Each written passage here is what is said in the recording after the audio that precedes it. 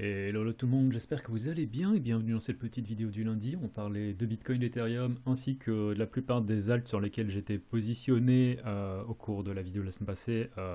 Spoiler alerte, je me suis totalement fait démonter et je suis sorti de toutes les positions, c'est-à-dire que j'avais parlé de Sol, d'Atom et d'Arbitrum.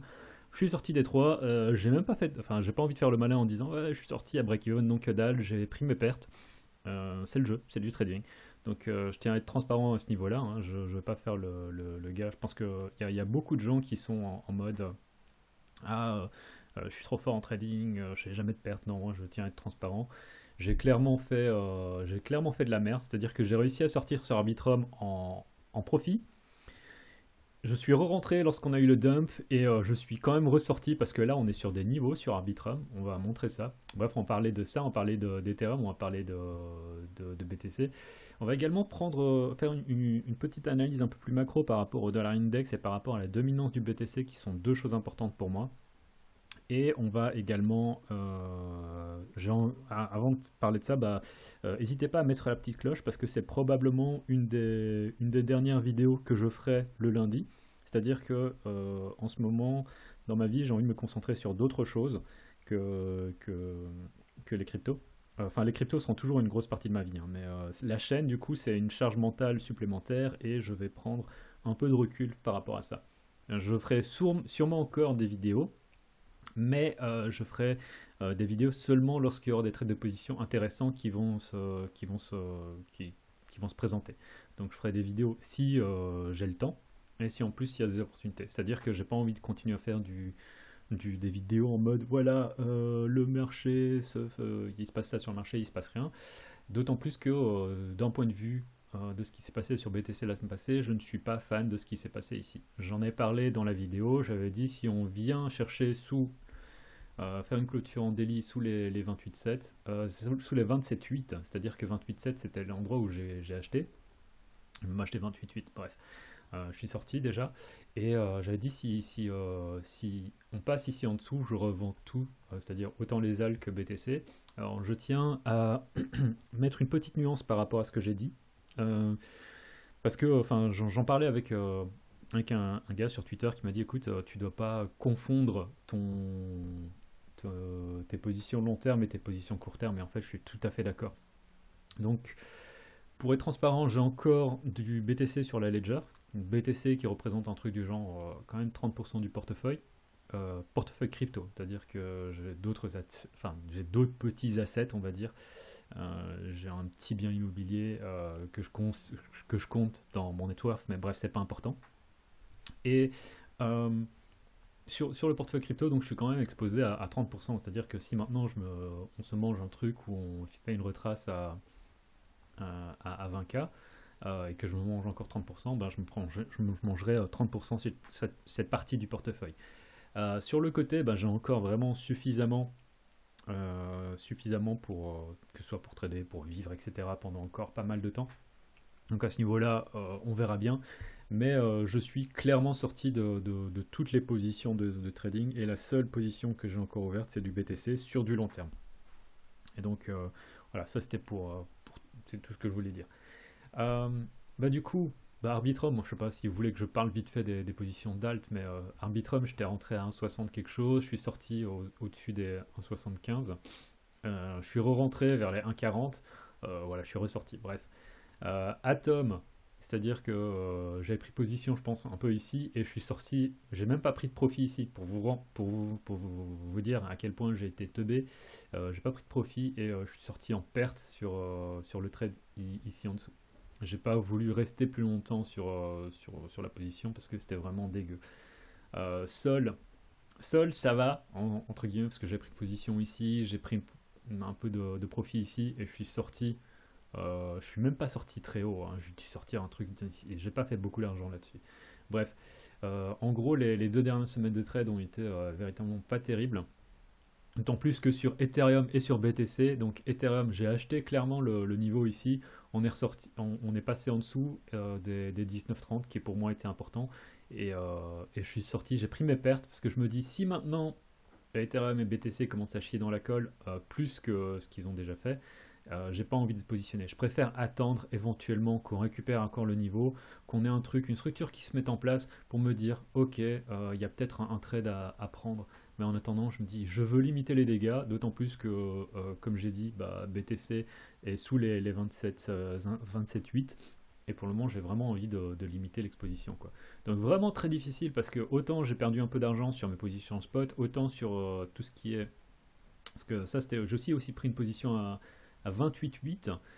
J'ai encore essayé de prendre une position plus bas. Sur BTC, je me suis vraiment rétamé. Donc c'était une phase, une semaine de trading tout en humilité. C'est-à-dire qu'il y a des gens qui sont en mode ouais, moi je perds jamais. Et ils parlent jamais de leurs pertes. Ils disent toujours ouais, voilà, j'avais dit qu'il se passerait ça, maintenant il se passe ça, j'avais trop raison. Je suis pas dans ce délire là et je tiens vraiment à dire que le trading c'est compliqué. Mais si vous avez une position en perte et que vous n'avez pas de plan, que vous savez pas où est-ce que ce que vous faites, c'est mieux en fait vraiment de couper, même si le trade il se retourne contre vous après, avoir un plan quoi. Donc à ce niveau-là, moi j'ai pris vraiment des grosses pertes, hein. J'ai pris sur la semaine passée, j'ai pris assez cher. Bon, assez cher, c'est relatif, mais des pertes qui font un peu mal quand même quoi. Donc là, tel quel, ben, je suis en dehors du marché, vraiment.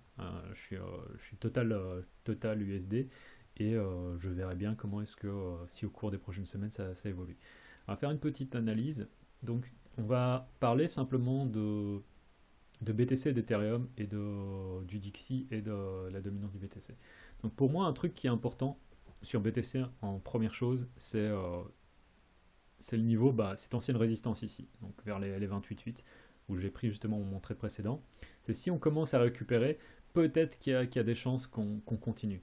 Honnêtement, je dis pas qu'on va venir dumper à partir des niveaux où on est actuellement. Là, ça ressemble énormément, d'un point de vue historique, à ce qui s'est passé ici. Ça me fait énormément penser à ce qu'on a eu ici. C'est-à-dire que là aussi on avait...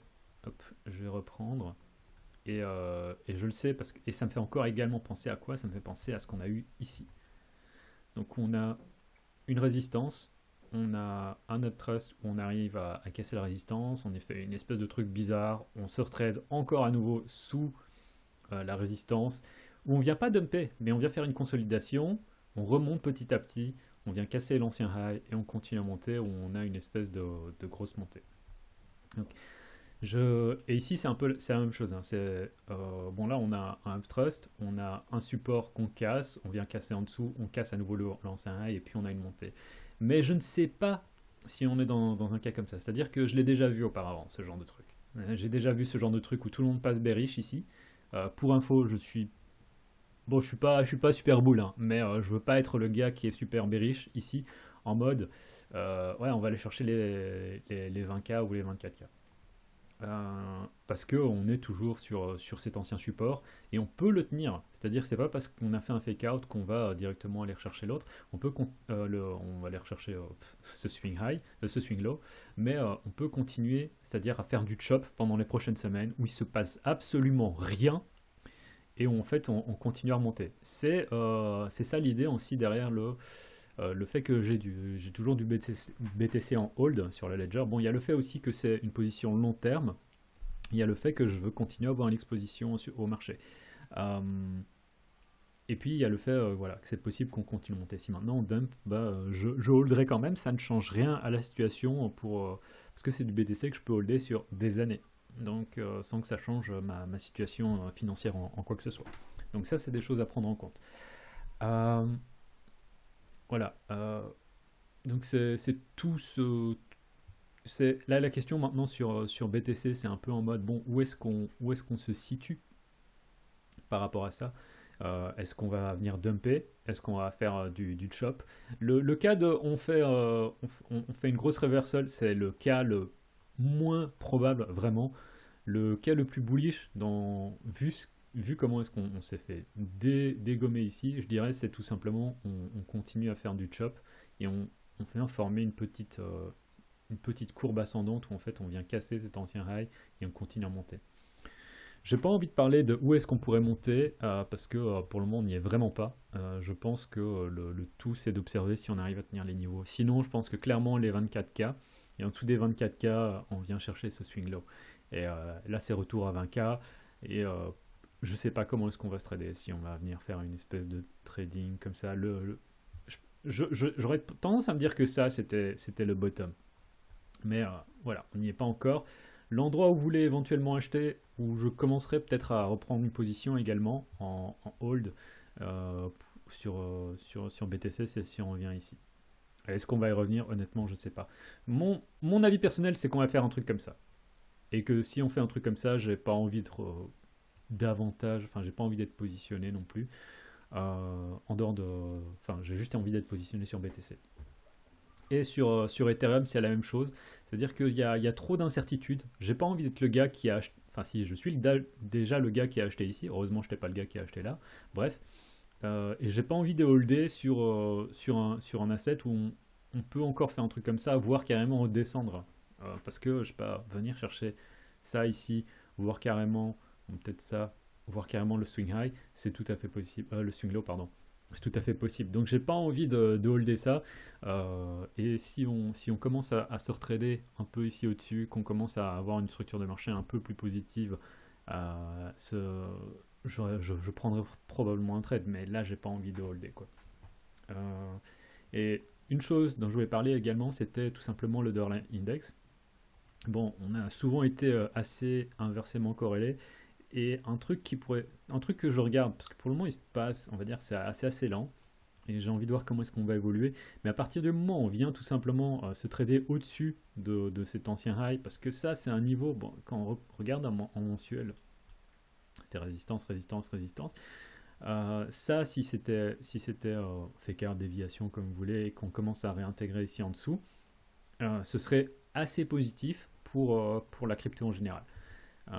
Il faut voir comment, avec quelle vitesse aussi ça va évoluer. Mais si on remonte au-dessus, c'est clairement pas boule pour la crypto. Ça, c'est.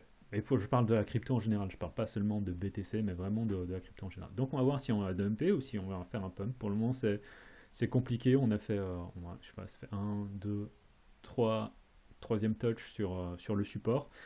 Euh, j'ai pas envie d'être le mec qui est bearish sur le support parce qu'on peut directement faire un truc, enfin continuer à faire du chop. Donc ça c'est simplement quelque chose que je regarde, et pas quelque chose que je trade parce que je trouve qu'il y a, c'est pas tradable en soi, mais à partir du moment où soit on commence à dumper ou si on revient ici au-dessus, c'est clairement pas positif pour la crypto.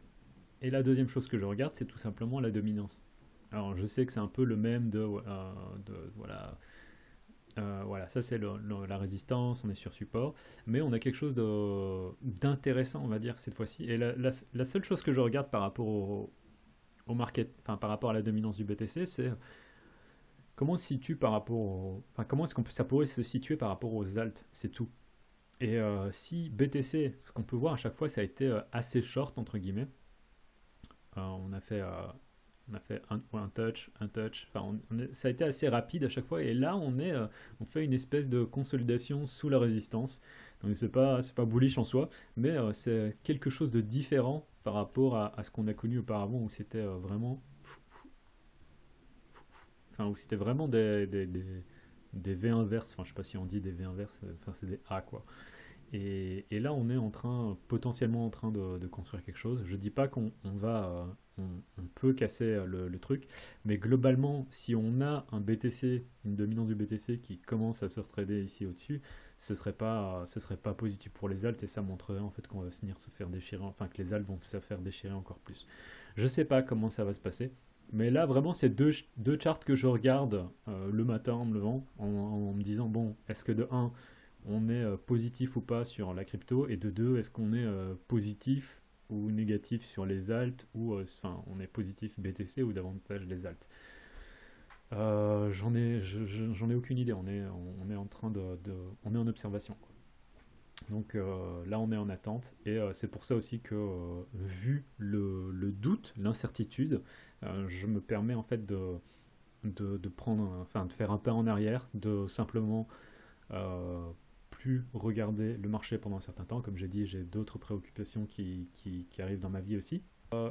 Une dernière chose dont je voulais parler également, alors ça c'est un truc qui m'a fait marrer parce que je sais plus c'est qui m'a sorti ça en me disant ouais bah imagine que ça c'était une déviation, en fait on se trade encore dans un range comme ça, et en fait ça se pourrait tellement que, ça c'est le BTC en daily, hein, qu'on vient de se trader sur des niveaux comme ça. C'est totalement pas impossible. Euh, alors le haut du range il a été dessiné un peu, on va dire qu'il est pas super bien dessiné, mais en fait il est davantage dessiné, c'est davantage une extension de 50% par rapport à ce qu'il y a eu ici.